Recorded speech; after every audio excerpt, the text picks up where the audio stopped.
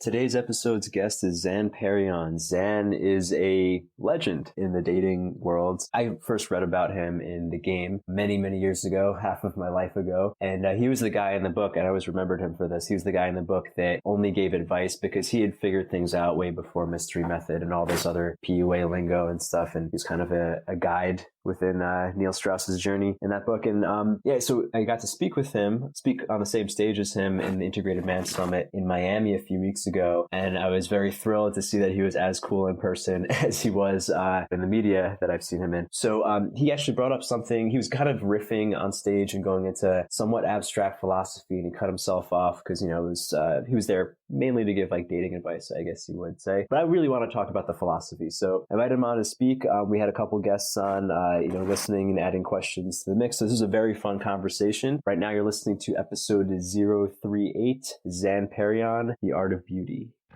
You're listening to the Ruwando podcast, Perpetual Orgasm, Infinite Play. Please subscribe on iTunes and enjoy the show.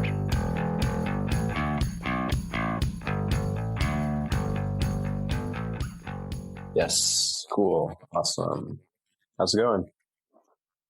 Good, how are you? Pretty good. I'm well. I broke my arm the other day, so. Oh, wow. But otherwise, I'm great. Wow, how'd you do that? Skiing? Jiu-jitsu. It completely separated. I dislocated my elbow. It's really gnarly. But, yeah. Oh, my I'm goodness. in a sling, partially disabled. Oh, wow. Yeah. Okay, well, Merry Christmas to you and all that. Yeah, Merry Christmas. Cool. Is the video good enough?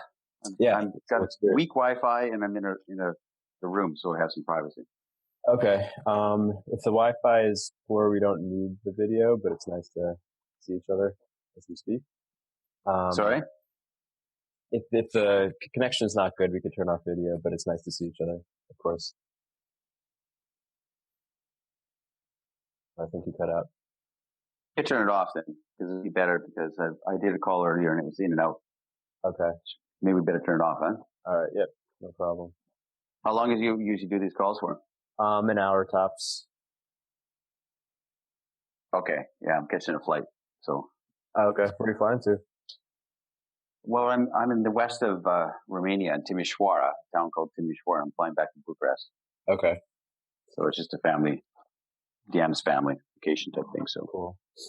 Yeah. So we might have some people from my mastermind group hop on and ask you questions in the chat, or I might unmute them.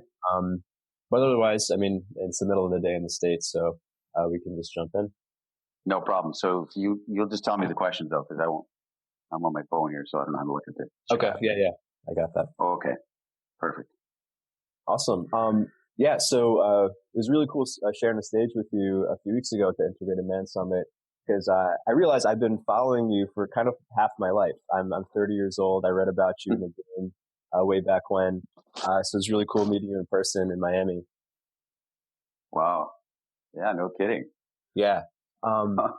Yeah, so you said something on stage about beauty, and you're going off on a tangent. I think you cut yourself off because it was getting a little abstract, and I got a little upset because I kind of wanted to speak about your philosophy on beauty, so I do want to dig into it. But for anyone who doesn't know you, could you share a little bit about your story? Well, sure.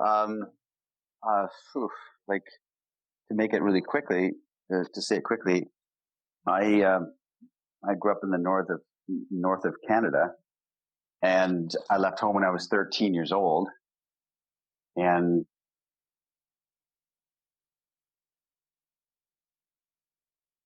education. And I lived in the wilderness for my teenage years. And then came to this society,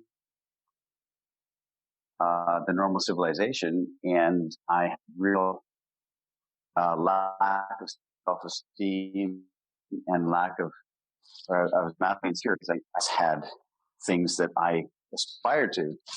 And so quickly, and I love girls, and I always felt that I had nothing to offer and that no girl would ever find me lovable. And so I spent my life since my late teens till now trying to understand the hearts and minds of women. And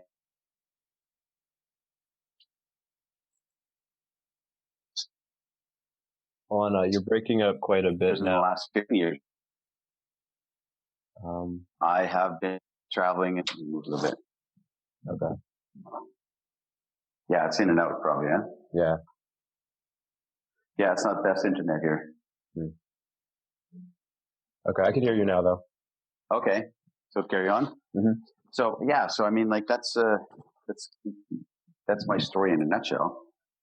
It was very massively insecure in my early years, and thinking I had nothing to offer, and thinking I had that, you know, I was unlovable in some way. That makes sense. Yeah, that was the thing that stood out to me in the game, because obviously he mentioned a lot of people who were influential in the dating industry, but you were the guy who only gave advice, is what I remember from the book. And what stood out to me and why your name was always stamped in my head was that, like, oh, here's one of the guys who figured things out before there was PUA lingo and before this structured community. Like, it seemed a lot more natural, like more like the stories about Casanova. Like, you just traveled the world and figured it out.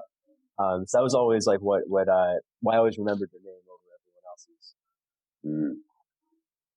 Yeah, I mean, like when this all started back in the day, I guess, you know, it was, I had already been thinking about it for a lot of years. So when the whole, you know, the game came out and Neil Strauss wrote about me in the game, and that explosion of the quote unquote seduction community took off,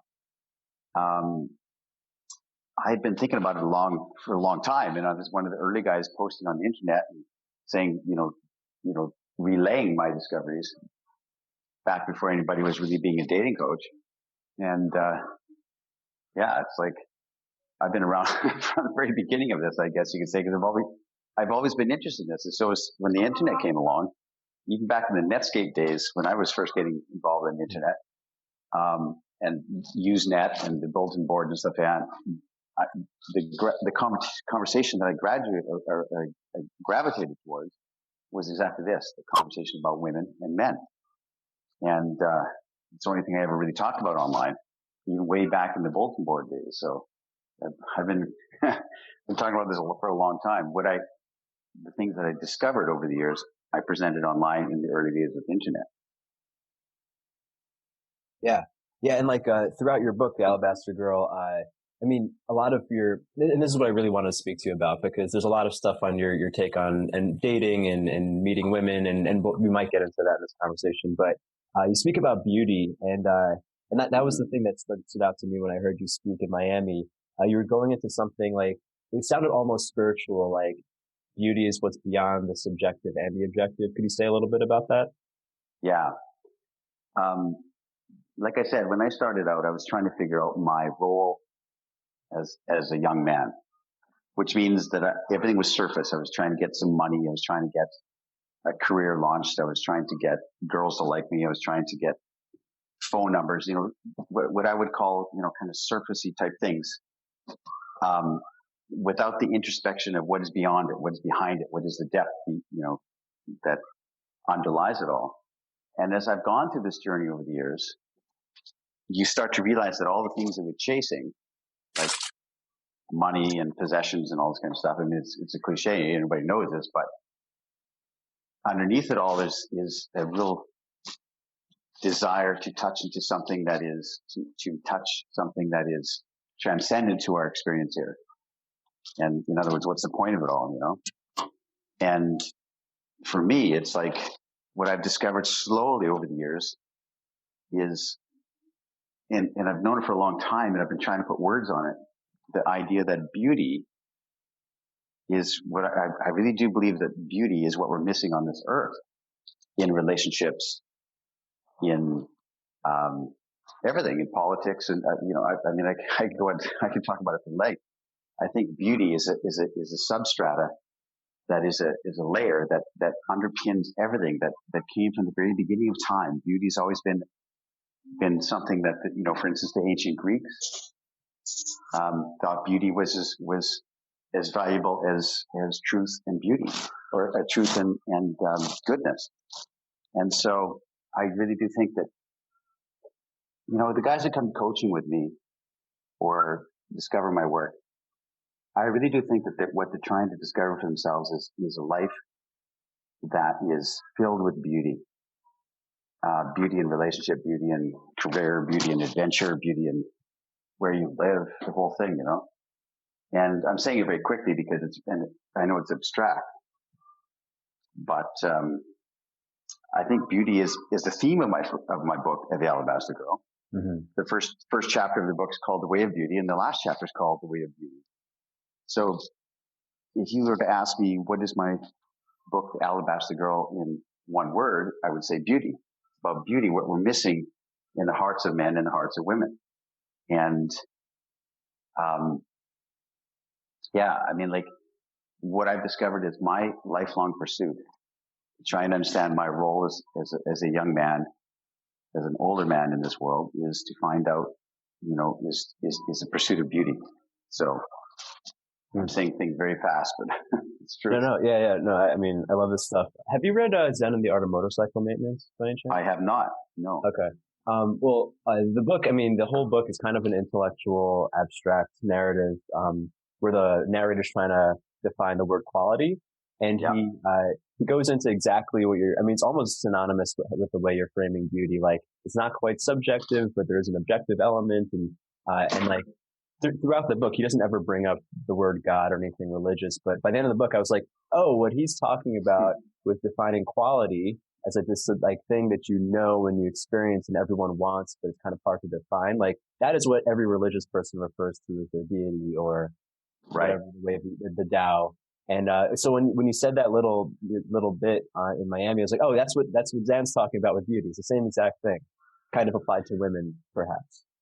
Well, it is. I mean, like, if anyone that listens to what you're talking about, like, this is a podcast, right? Mm-hmm.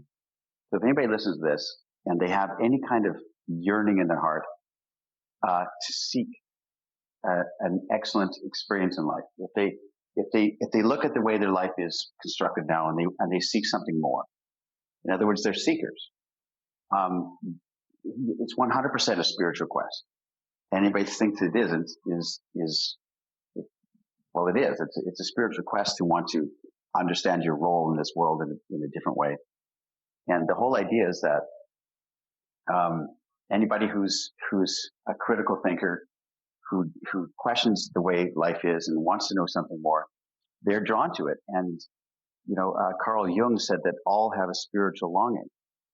And when we recognize that this quest of trying to find, you know, for instance, a partner, or to trying to find some kind of value or meaning in life or fulfillment, or even just something to look forward to, you know, which is a meaningful thing. So I'm looking forward to something. That defines us, and that's the idea of a quality of life. So, beauty to me, I really do think that, I mean, to say it in a large way without going into detail, my thesis, and I'm trying to write a second book about it. Right. My thesis is that beauty is larger than we think. It is more fundamental than we think. It is more relevant than we think. I honestly think it's a component of space-time fabric. I think that beauty has been since the beginning of time, whether you believe in the Big Bang, you believe in creation, whatever you think the origin of the universe it is. I think beauty has been a component from that moment till now. And we touch on it occasionally. That's, you know, like if you have a first kiss with a girl that you're really attracted to, that Twitter flutter you get in your stomach, you're touching the transcendent. You're touching something that science can't explain. If you get moved by a piece of music or a piece of art that you know, you stare at it forever, and you get goosebumps, or you get that kind of like that moment of feeling connected to something. You're connecting to the divine, whatever you define that as, you know. So, yeah, I don't think that beauty is the age-old, you know, conversation is that beauty is subjective or objective, as you said. And there's people that think that beauty is objective. In other words, it exists in the object. So this flower is beautiful no matter who looks at it, or if nobody looks at it, it's still beautiful. And then other people say, no, the flower is beautiful because we perceive it and we bring our memories and our concepts and our dreams onto the flower when we look at it. So it's us that perceives it. And I really think that beauty is a third thing altogether. And beauty is really the channel that by perceiving the flower, when you look at the flower, beauty is something that is a channel to the divine that we see through the flower somehow. That makes sense. Yeah. Yeah. And like, there's all these different parallels. If you look at any philosophy, even science, like there are objective qualities to beauty, like I think it's like called the divine ratio, like a thing, right? Ratio that we Symmetry. find. Yeah. Yeah. Things like that. But yeah, I mean, of course, I mean, it is something beyond subjectivity and objectivity. And I like the way that you frame it, because when I speak about quality, which has been like my language for a long time, sometimes people zone out, like I have no idea what you're talking about. But the word beauty is so much more accessible. And like, even if you bring it down to, a field of life such as dating women, that's a word that can directly apply. And like, what I gathered from your book was, kind of like the inner game idea of like, if you can find beauty in every moment, the practical side is it drops your anxiety. You get to appreciate the moment regardless of outcome, and to get to really be there, which is what I love about it. Yeah, because you're always looking for what is the component of beauty in this experience. And if you're looking at that, and for instance, you want to go on a date with a girl and you're trying to find out what is beautiful about this experience that I'm having with her, as opposed to what can I get from her. And so you look at things with different eyes, because you're trying to seek the beauty of the experiences you're creating. And when you do that, people start to look at you with different eyes. They say, there's something about him that I'm drawn to because he sees things on a different plane. And, so really, I mean, like, all you're doing in your whole life is maximizing your experience with beauty as best you can. You know, Yeah. the Bible says, whatsoever things are beautiful, think on these things. You know? Yeah. This reminds me of like, what I've heard from many of my model and photographer friends who say, like, in a photo shoot, a good photographer can see the beauty in the model, and that brings her out and makes her feel beautiful, which is why there's a lot of sex in model photography, like at least in the air. So exactly. It's cool seeing it go from the abstract, to clear examples. You mentioned earlier about like, you started the way I think most people start, which is chasing surfacey goals, as you said, money, women, movement. But really, I mean, everyone who does that, I think it's most people in the beginning of their life, at least. What they're really chasing is beauty, right? We just kind of like put a surrogate in between. Oh, I need to make $1 million first, and then my life. Right. Yeah. You ask somebody, why is it important to make $1 million? And they'll have different answers like, well, then I could go sit on a beach somewhere and drink pina coladas and look at the sunset every day. So really, the furtherance of the $1 million is the abstract connection to beauty that they believe it will bring them. And so it's a divine seeking, and there's nothing wrong with it. And the more you stay on this journey, trying to understand yourself and your role, and the more you are a seeker, the more, as you go along on the path, the more you start to realize that what you're really, seeking is a connection to the transcendent qualities of life, as opposed to what $1 million is going to in the bank is going to do. And you can't help it. If you're a seeker and you start out, a guy listening to this could be 20 years old, and he spends the rest of his life trying to understand his role. And if he continues on that path, slowly an awareness comes into your heart, and a dawning. It's like beauty has a quality of dawning on us. If you look at a painting or a sunset or a mountainscape, it has a quality of dawning on us. And it takes us it warms up to it. We warm up to it. And it's the same thing as a guy's spiritual journey. He will start to, it'll dawn on him that he's seeking something deeper, and something will change in the way he looks, the way he talks, the vibration of his voice, the way he stands, the way he walks through the earth. Something will change in that people will perceive, because he's seeking something. It sounds so abstract and not practical at all, but it is, there's something holy about it. And it's the only real, seeking that has any value as far as I'm concerned. Yeah, no, I mean, it doesn't sound that abstract to me, actually, and I see the practicality in that. Like, I mean, it's similar to, I refer to self-love a lot. Like, when you really love yourself, you are now immune to whatever outcomes happen because you have your own back. It's almost like that, like you're going with a thing that's beyond whether you succeed or fail with one woman or one business venture or something. Right. Exactly. Yeah. I'm curious about your thoughts. I mean, the surface thing I think is interesting because almost everyone starts there, right? Like, you know, a young person or any person at any age who decides they want to change their life thinks, okay, I want to change my life. I want these things in my life. I set my SMART goals, whatever, money, women. And do you think that's, do you think it's one necessary? And like, two, what about the people who never make the realization like, oh, I'm really seeking something spiritual, to use that word? I mean, do you have any thoughts on that? Yeah, I do. Like I said, there's nothing wrong with any of the pursuits of your heart. Like you want to get a girl, you want to get, have a wild party on the weekend, or you want to have $1 million, or you want to get a bunch of money or something. Nothing's wrong with any of that, because it's your heart's desire. You're trying to move through life with something to look forward to, something to attain, some goal to move toward.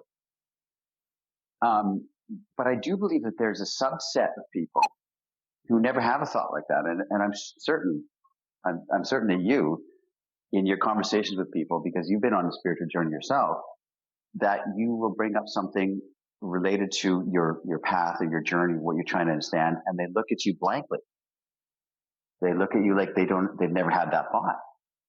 They look at you like a cow would look like you, like, cause it's never entered their mind.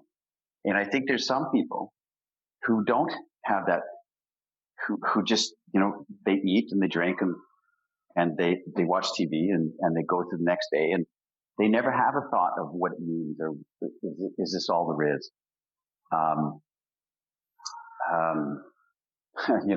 And I think, but this isn't the audience that you have. Nobody's tuning into you from lack of curiosity. They're tuning into you because they have curiosity, because the curiosity is in the heart. They want to know something. They want to learn something. They want to grow. And so, I think there are some people that really just, they would never listen to this conversation and go, I don't understand what you're talking about. Like, they never thought about it. So, yeah, I think most people are seeking. Yeah, go ahead. I was just saying, it's reminded me of so when I started, studying dating, and it was before I realized I was on a spiritual journey. I thought it was just existential angst, but maybe it's the same thing. But I met all these guys who were maybe 10 years ahead of me who had slept with hundreds of women, and they clearly hated themselves. And they would even say something like, oh, like all the women in the world doesn't make you happy. But at the time, I was 20, I just wanted to get laid. It was like, well, I don't care. I don't care if I'm miserable. I just want to sleep with 100 women. Like, tell me what you did. I didn't get it. And it's reminding me of, I think Dan Bilzerian said this, the billionaire poker player. Of course, money and women won't make you happy, but until you come close to it or you experience it, you don't really know. So almost every guy face that anyway. I think that's absolutely correct. I mean, this is why, a guy will spend his years in a garage jamming with his band, trying to make it with his buddies. And when they do make it and become famous, and they can have any woman they want, and they can have all the money they want, they realize that they're frantically still feel lost and feel insecure and all the things that they said that they wanted, like on the surface, don't fulfill them. And so, the cliche is they turn to drugs. They have to try and, they have to, or extreme experiences. They have to go to extreme to try and get the same kind of energy of trying to fulfill themselves. So yeah, what Dan Bilzerian has said is correct and it's true. And because you haven't ever approached it, you don't know. And you think, yeah, well, that's easy for him to say. If I had all those girls and I had all that money, then I wouldn't have it like that. I'd be different. But when they do get that, anybody that comes close to it realizes, wait a minute, that's it. That's as good as it gets. So, yeah. Yeah. And then you either make this switch to recognizing beauty or you're miserable with your pile of gold. Or you check out. Yeah. Yeah. You're miserable. You check out, you do substance abuse. You say, you give up the whole thing. Yeah. Yeah. I'm going to read some comments from the chat. Everett, our friend, said, David Hawkins talks about the void in a number of books, a place of perfection just short of enlightenment, but what's missing from it is love. Mm. And he also said anything that resonates has an aspect of beauty, no getting around it. It's just different facets of the gem, turning it this way and that. Cool. So for everyone listening, if you wanna, we only have a few people on, so if you want to ask a question by voice, just unmute yourself and hop in. We do have a question from Lion. Were you about to say something, Zan? Yeah, I was going to comment on Everett's sure. comment, which was like a couple of weeks ago. I was in Canada.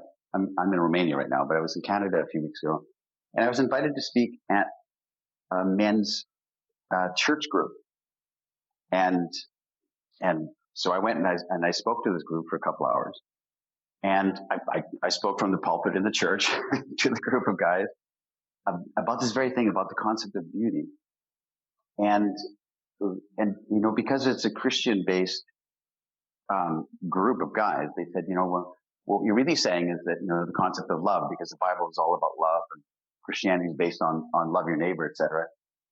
But love is too broad of a word, I think. And like beauty really, the concept of beauty, and I'm going back to, because Everett's comment, he talked about this guy that said, what's missing is love. But love has been overused in my mind and covers a lot of bases. And the real specific thing is beauty. Like what touches our heart? What makes us cry? What makes us feel like the world's okay? Or what makes us feel like we want to do something great for somebody else? What gives us compassion for another, for instance? And it's a desire for beauty. Anyway, I just want to make that comment. In other words, the word love to me doesn't encompass what we're talking about here. It's different. Beauty is a component of the universe. I think that beauty, for instance, is the voice. If we believe in God at all, beauty is the voice of God. That's what it is. Doesn't matter your religion. Doesn't matter beauty is the voice of the Holy Spirit. Or beauty is what draws us to nirvana, for instance. And without that, we're just moving through life, going through the motions. So anyway, I want to make that comment. Yeah, it reminds me of this quote I bring up from Zen and the Art of Motorcycle Maintenance a lot about quality. Like quality is the track that drives the train of life. Like it's this thing that moves us forward and moves toward evolution and the creation of planets and our preferences on some level. Yeah. And I was about to say something about what you said. Oh yeah, because like there's even beauty in like the most unlovable parts of life. Like I think a lot about like how people are just inherently drawn to violence and war and problems. And like, there's the whole like kind of spiritual joke of like, if humans had a perfect society, they would first try to find a way to ruin it. And like, when I think about the things that make me the most emotional, like in entertainment or anything, a lot of it is not very lovely. For instance, like war, I think is one of the most, emotion jerking experiences for people. And it's weird to bring the word beauty into that, but there is something to like, you get to feel a lot of things in an intensive environment like that, which is loving. Well, let me make a distinction here, because if you look at the history of aesthetics and beauty and the philosophers that talked about it, you go back to Edmund Burke and in the late 1700s, and he talked about the concept of the beauty is a concept, but then there's also the awesome. In other words, what like a storm that's bearing down upon you, like a fierce thunderstorm. He called it the sublime. He said there's beauty which makes us calm and makes our heart look at the flower, and that's beautiful. There's beauty in that. But then there's things like a storm that's gathering and coming towards you that overwhelms you. Or like you said, the incredible experience of war and that sort of thing. There's a beauty in that too, but he called it the sublime. He made a distinction between beauty and sublime. Sublime is something that overwhelms us with its incredible, it's awesome and overwhelming. Awesome in the way the original word used to be, not the way we use it now. Yeah. and there's something to that.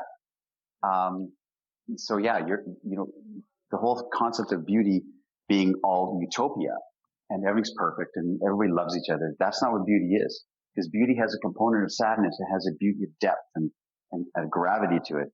And otherwise it's not beautiful. It doesn't have a sense of loss and a component of real, we're going to die one day. That's beautiful. That's a beautiful component. Anyway, I'm trying to write about it. Yeah, no. This totally speaks to me because I've been thinking about like what kind of draws me in life. And I realized one of my favorite emotions is nostalgia, which is not exactly a positive emotion, but I love reminiscing about past relationships, past friendships, past events, things that don't exist anymore, almost more than the actual event. And I was like, that's kind of weird, but I don't know. That's just the thing I like. Well, you look at Casanova. He spent his life traveling the world, living in the wind, drifting with no money. He'd go from fortune to famine, famine to fortune. He went, in and out of experiences. He was in jail a couple times. He was chased out of cities. He had all these experiences. Okay. He had duels and everything. And yet he spent his last years, the last 11 years of his life writing about his experiences. And what he wrote constantly throughout his memoirs is writing about this gives me the same, and remembering it gives me the same pleasure as if I'm living it again. So yeah, it's a very strong component. That's a beautiful component to nostalgia. Has beauty in it. Absolutely it does. It's curiosity again. Are you going to write a tome of your memoirs at some point? I know you have a ton of stories. Oh man, I tell you, I should think about every story I ever thought about and remembrance and write it all out. Yeah. I think maybe when I'm old, maybe that'll be my last book I ever write. I'll write this book of kind of a quasi memoir, which is the story about, hey, wait a minute, I remember this one time this girl said this and I did this, and then to write it all out would be great, actually. Yeah, and I've got a lot of crazy stories. Life of Zan. I'm going to read Lion's question in a sec, but Everett had a comment on this thread. Everett saying, I'm having a tough time seeing the difference between beauty and love. Sure, love is an overused word, but as far as true love or unconditional love or whatever, I can't see why beauty isn't synonymous. Yeah, and I can live with that. I have no explanation, but and I'm going to try and discover it, Everett. Like, I'm going to try and figure out why. To me, beauty is a standalone thing, and love it's not synonymous with love, and I don't know why. I honestly don't know, but I'm going to figure it out, or I'm going to try and figure it out. Yeah, I think, the problem with the word love is that it's used in so many different contexts as well. Like, so I think unconditional love is probably quite close to beauty, whereas love is, a transient emotion. Maybe it's just one experience within it. Anyway, this is for you to figure out for your book. Exactly. Because I do believe that love is something that emanates from our heart for others, or emanates from others to us. Love is a concept of community, of living in community, of living in, fellowship and living in family. I mean, love is a component of all those things, and duty to your fellow man. I mean, we have duty because we love our country, we love our, all these things.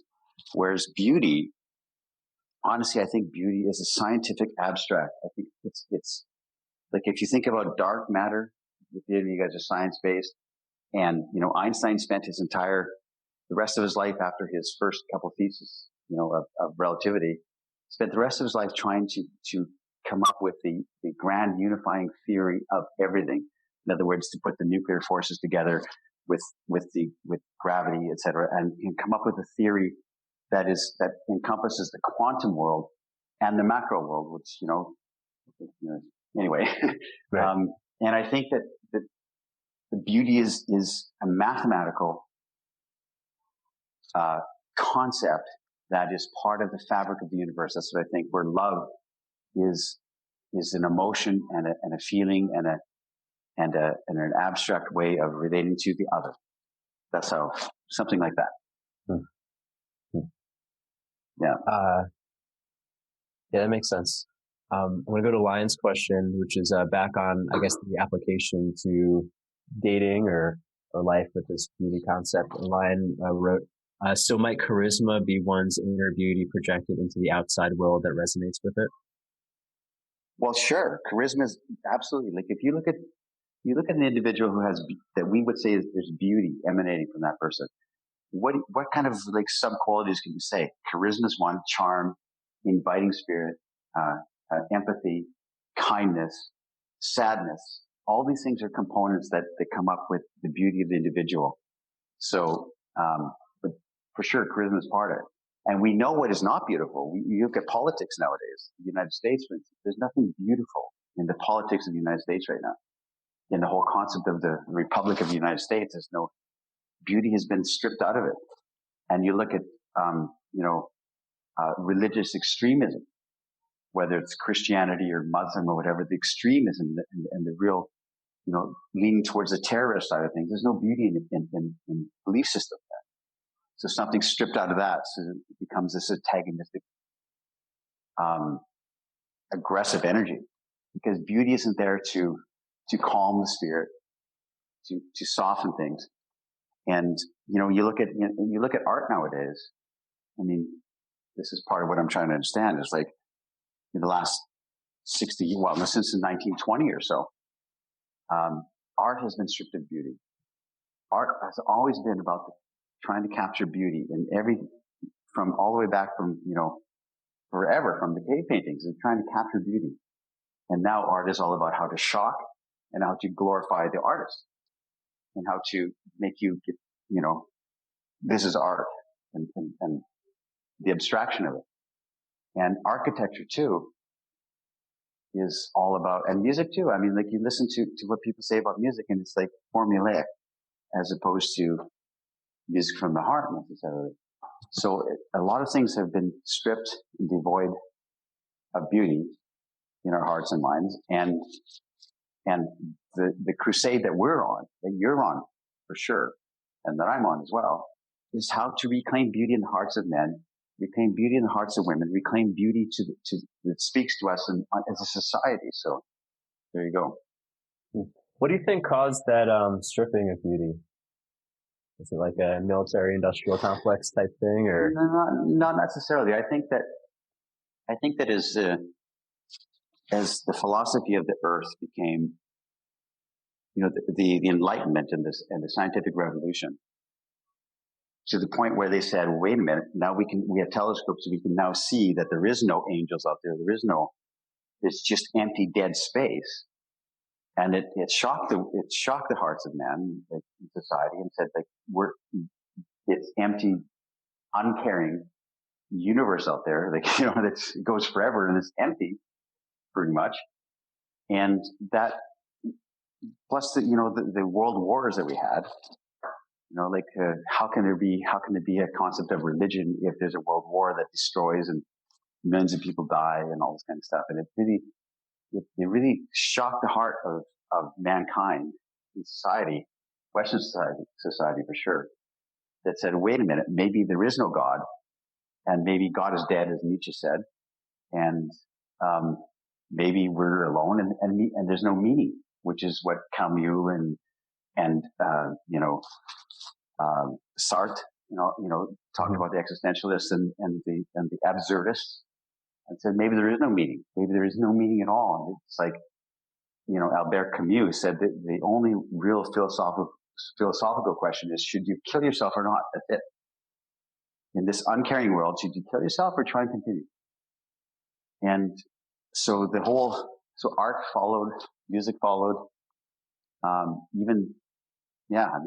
the whole concept followed along this existential angst and this postmodern concept of, why does it matter? There's no beauty in anything, in society, in history, whatever. There's no beauty. So let's just check out. But you look at it, I don't care if you're a staunch atheist and you think there's nothing in the universe but us, and we arose from chance, and it means nothing. And when we die, we go right back into the gravel of the earth. We still have this concept in us as we live from cradle to grave. We still look at a painting and weep. Or we hear a piece of music that touches our heart and makes us stop in our tracks and listen to it. And there's something beyond that. That's the connection to the divine, whatever that is. So, yeah. Yeah. Everett just wrote in, Yeats slouching towards Bethlehem, written in the wake of World War I. is an intensely beautiful poem. Yeah. Yeah. And you think about some of those poets that, like Wordsworth and Yeats. Yeats is incredible. And Robert Frost and all these guys, they wrote about concepts that makes us stop in our tracks and think. And everyone listening to this podcast can remember a time, or if not, they will at some point in their life, where they meet someone, for instance, a girl, that makes their heart stop, makes them pause, makes them think, wow, what a beauty.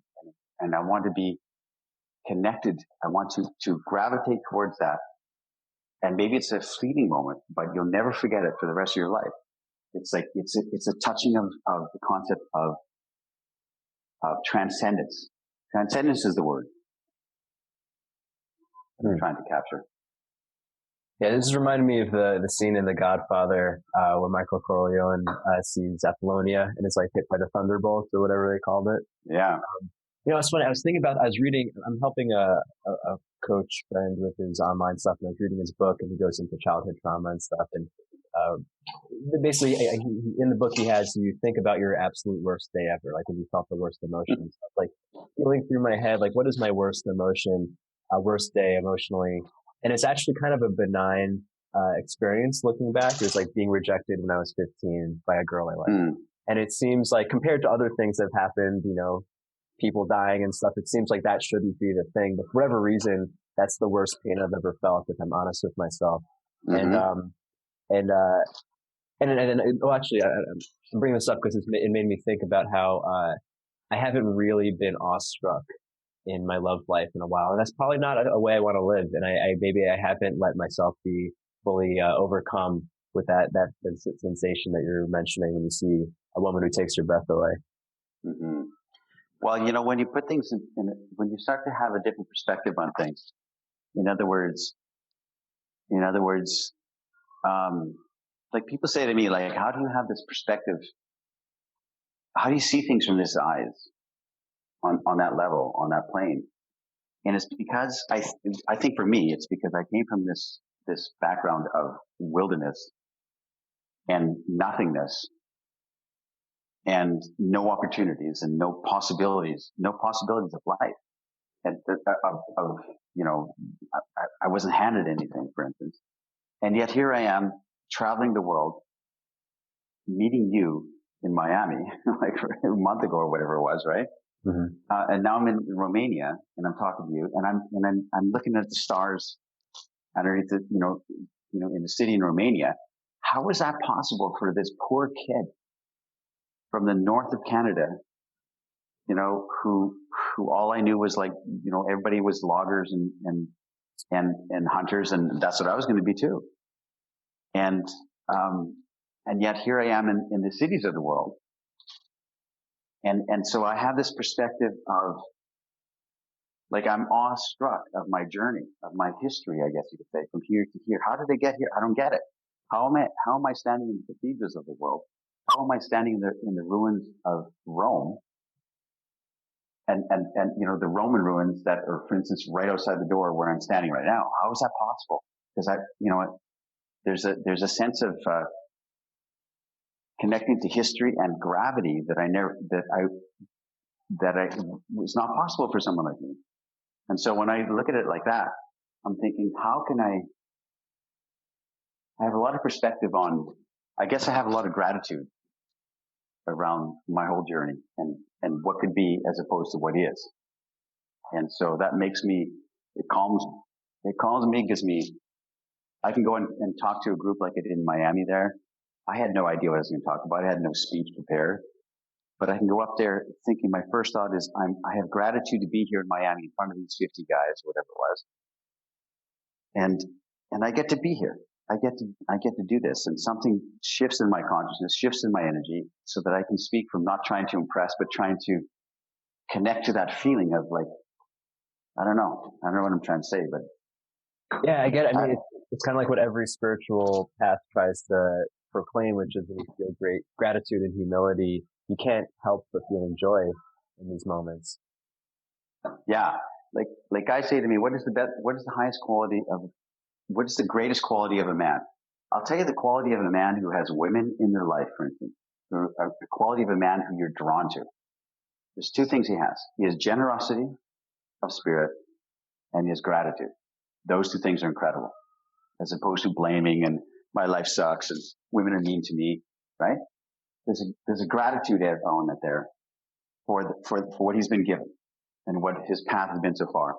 And there's a generosity of spirit. He wants other people to have, to, in his presence, to feel uplifted and feel inspired in their journey.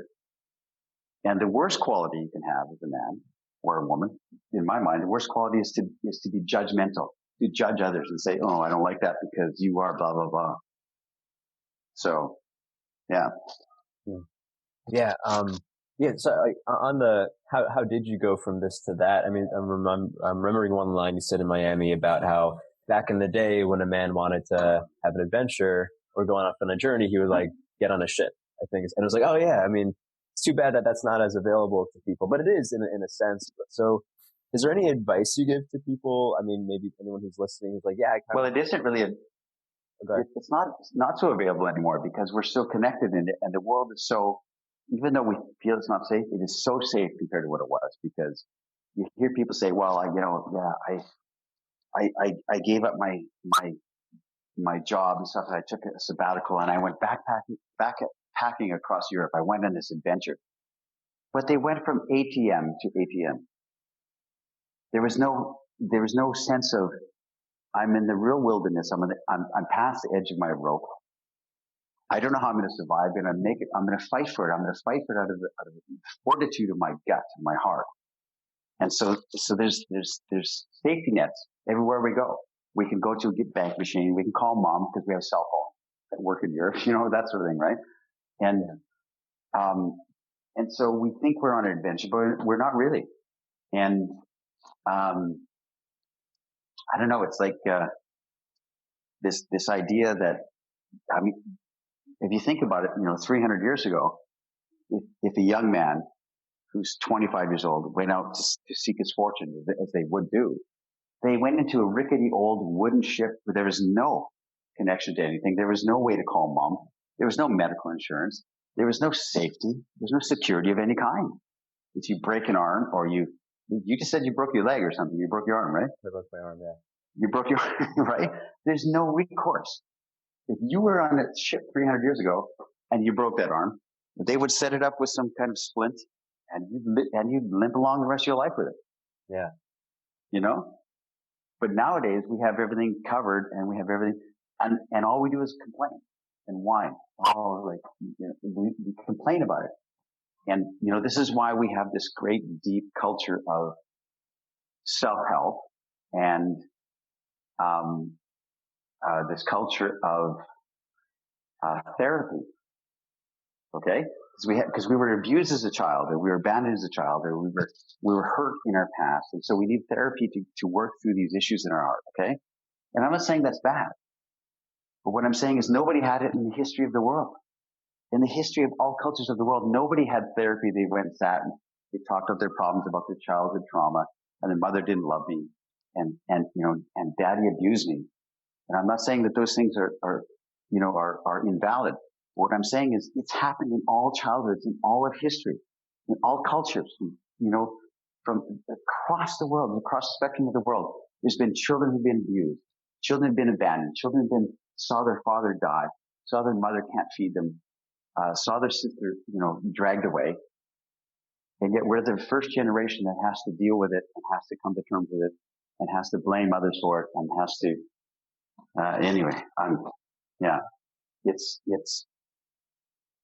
so I guess what the answer to your question, my long-winded answer is, there was a time in the history of the world where young men, for instance, would go out to sea and they would go out without security, without any kind of assurances, without any kind of medical, coverage and all that kind of stuff. And they would go do it anyway because they had to live a life. And so that they could come back, if they did come back, and speak words of gravity, that words that dripping with experience and words dripping with, I've seen some things. And so that when you talk to a girl at Starbucks 300 years ago, you're not going, I hope she likes me. I wish she liked.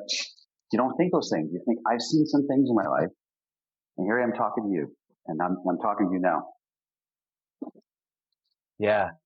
Yeah. It's kind of like the ultimate first world problem is that we don't have as many problems. I'm sure someone else said that before, but, like we kind of have to looking back to like why we create war. Like, people need a problem to face, but almost all survival issues have been covered in the first world. If you're middle class anywhere, you're okay. So you kind of have to seek these, whatever political things that are now the big trending topic. Yeah. I mean, like someone living in a trailer park in America is living a better quality of life than a king from 500 years ago. Yeah. Everything from electricity to, plumbing to, the whole thing, right? Like medical attention, the whole thing. And yet we don't see that. We have no perspective on that. Rightly so, because that's all we know. But at the same time, if you put perspective on things, nobody had any help in history. Nobody.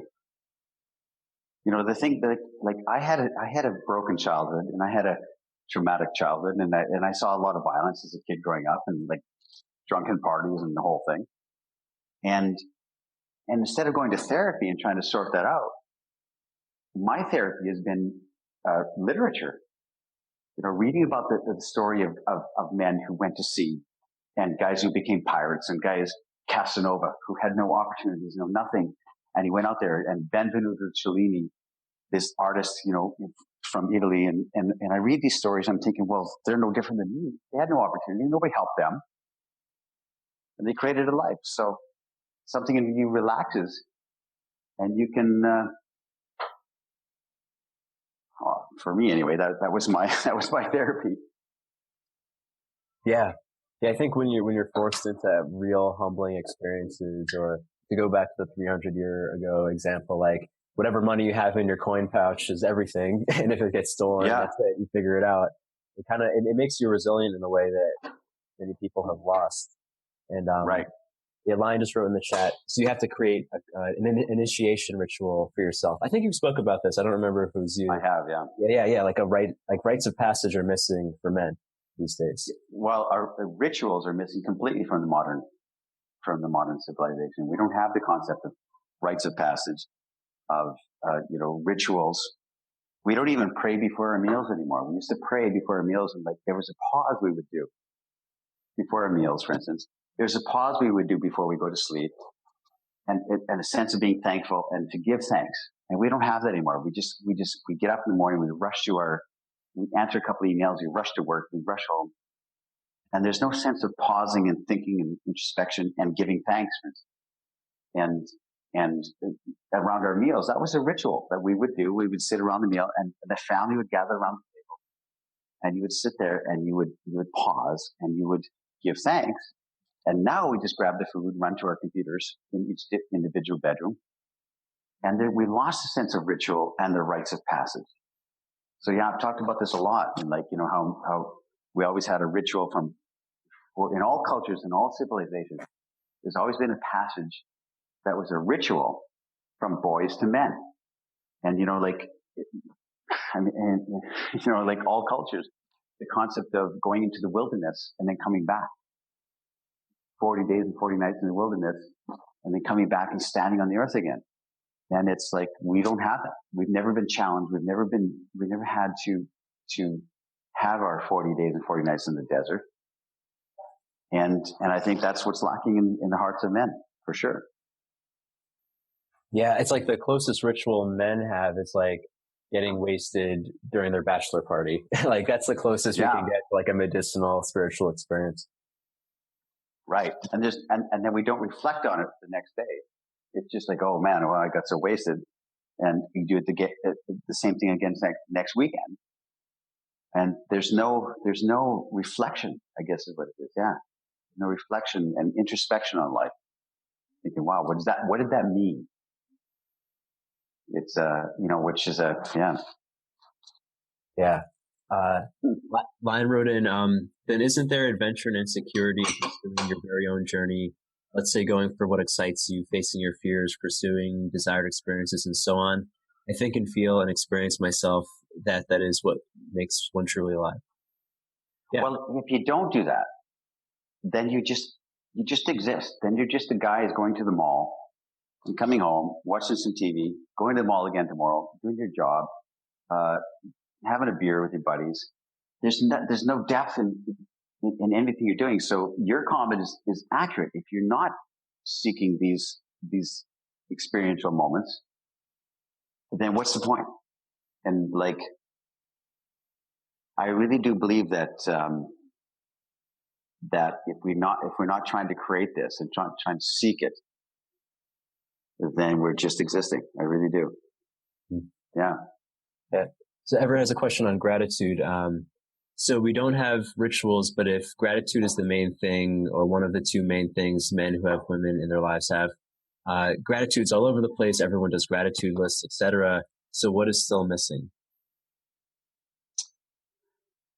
Well, I don't believe that's true, Everett. I don't think there is real true gratitude out there. I think there's acceptance and nodding our head and saying, okay, well, that's good. Thank you for that. But there's no real sense of, I don't mean gratitude towards others and gratitude towards what we've been given or what we have.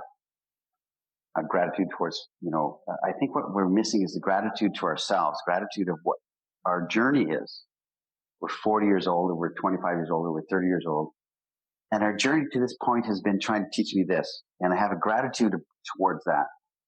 I don't see gratitude too much, to be honest, Everett. You're saying it, you see it a lot. And I don't see it a lot. I don't think that true gratitude is out there. There's a acceptance and a nodding our head, but there's no real sense of,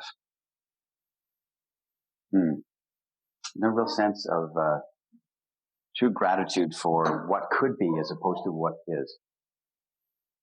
Yeah, I think with gratitude lists and I recommend this to people as well, but it's kind of almost like it's kind of a stepping stone or training wheels towards feeling true gratitude. Because if you're really feeling true gratitude, you don't need to write it down. Like if you're really in that state of appreciating beauty in every moment, you don't need the self-help hack of counting your gratitudes. You feel it. Or like Nietzsche had a whole thing on how to fall asleep at night. You think like 10 thoughts you're grateful for, 10 fears you conquered, 10 things that made you laugh, or something like that. It's like ingrained in your head beyond the technique, I think. Mm-hmm. Yeah, and exactly. You said it right, which is true gratitude does not have to speak it. Does not have to show everybody, look how gratitude I have. Look how much, how grateful I am. It's a calming experience. It's a quiet experience. It's a knowing experience that only you can contain. It contains only you. If that makes sense. Totally. Yes, this has been awesome. I feel like I could riff on beauty philosophy, but I know you have a plane to catch. So thanks for being on. This has been awesome. Is there anything you want to share that's coming up for you? No, this conversation is good because it's recentering me. I've been traveling ever since Miami when I saw you. I've been traveling and doing different speaking engagements, and this is good for me, this conversation, because it recenters me upon what I'm trying to capture next in my life, which is the concept of beauty, concept of gratitude.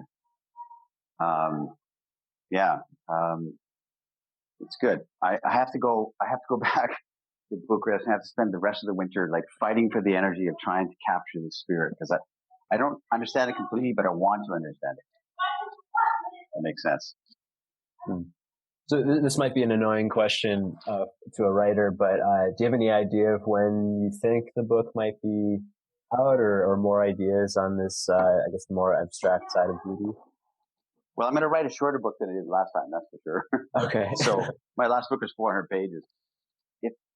If I sit down for this entire winter, I'm going to try and get it done. You know what? I'm trying to get it done this year, 2019. There you go. Awesome. Yeah. Cool. Well, I look forward to it. I look forward to meeting you again. I'll probably be in Europe in the spring. I don't know if you'll still be in Romania. I will be. So come visit us. Cool. Awesome. Yeah, absolutely. It sounds really fun. So it's like I have to visit Bucharest. Come visit, man. You'll love it. Awesome. All right. Well, have a great flight. Thanks so much for being on again, Zan. Okay. Great. All right. Thanks for having me. All right. Bye. Okay, man. Hey, thanks for listening to the podcast. If you want to catch the rest of my work, go to Ruwando.com. Catch me on social media at Ruwando, and please do not forget to subscribe.